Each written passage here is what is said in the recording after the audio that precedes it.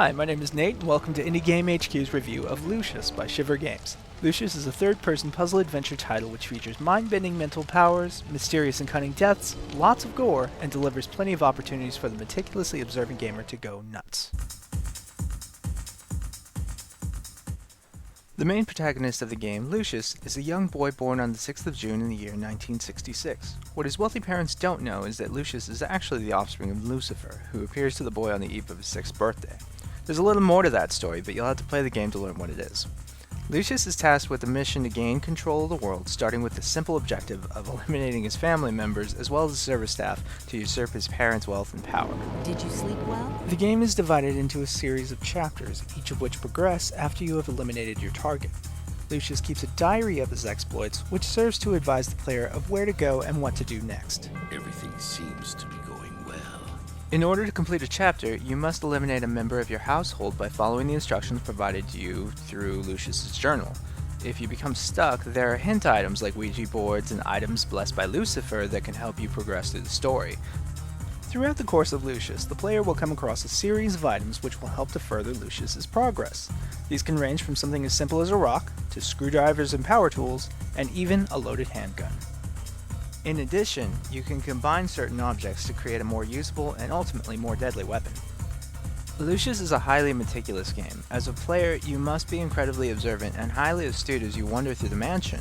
Items you'll need to interact with are sometimes very small, and the casual observer might miss them. As you progress through the game, Lucius will be gifted with certain powers from Lucifer, ranging from telekinesis, with the ability to move or blow up objects with your mind, to incinerating people with a devastating fireball. Throughout Dante Manor, there are a series of crosses hanging on the wall. When you come within range of these crosses, your power meter will dip, and you'll no longer have access to your special abilities in that area. To get them back, simply approach the cross and turn it upside down, and your power meter will immediately refill. Now, while your journal tries to do a good job of dropping hints, I often found myself wandering around in circles trying to figure out what to do next. At first, I assumed that I needed to better familiarize myself with the very large Dante Manor in which the game takes place. Still, as I progressed through the game, I would typically find myself a little lost. Now, there's a pretty cool in-game map that looks like it was hand-drawn by a child. There are also waypoints that will occasionally guide you to your next target. However, I've noticed that the waypoints are far and few in between, and so they end up being generally kind of useless. However, once you do get the hang of the user interface and learn how to manipulate objects and your powers, the game can quickly become addicting. The path to completing each chapter is very linear, but the reward is typically also very worth it. Each death is a descriptively rendered cutscene with lots of blood, lots of gore, and sometimes involves pianos dropping on people's heads. The soundtrack of the game does a good job of highlighting the eerie expanse of the mansion in which the player will be spending a lot of time wandering around. The haunted tones you'll hear can definitely keep you on edge.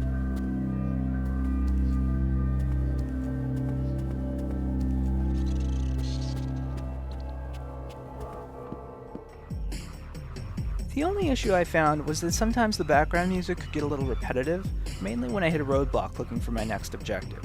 Still, the soundtrack to the game was well done and did not go unappreciated. Speaking of sounds, voice acting in the game is generally very solid. Some actors were more convincing than others, but I never found that anyone detracted from my experience of the game. I can't rule out the possibility that my father had something to do with this. But we need to get Lucius to a psychologist to find out. He can't tell us anything himself. Oh my God, Charles! Have we not been through enough already?